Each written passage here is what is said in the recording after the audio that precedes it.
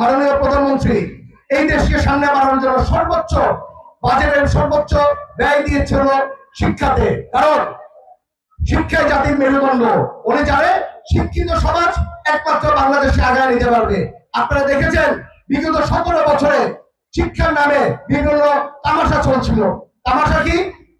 রান্না করে কিভাবে করে রান্না করা লাগবে এইটা শিখাচ্ছে, পড়াশোনার নাম দিয়ে কোনো পড়াশোনা শিখাচ্ছিল না। কারণ ওরা চেষ্টা করেছিল শিক্ষার মান যদি নিচে নেমে যায় তাহলে এই বাংলাদেশকে ধ্বংস করা যাবে। ওরা এইভাবে করে শিক্ষার মানকে নামানোর জন্য ওরা চেষ্টা করছে। ইনশাল্লাহ আমাদের প্রধানমন্ত্রী এটাকে ওভারকাম করে বাংলাদেশের আমাদের বাচ্চাদের আবার এই গর্বের সাথে বাঁচানোর জন্য এইভাবে করে আমরা যদি গর্বের সাথে বাঁচতে পারি এর জন্য শিক্ষাকে সবচেয়ে প্রাধান্য দিয়েছে। ইনশাল্লাহ ওনার যেই চিন্তা ধারণা আছে এই চিন্তা ধারণার দিকে তাকিয়ে আজকে আমরা এইভাবে করে শিক্ষা প্রতিষ্ঠানের দিকে তাকাচ্ছি।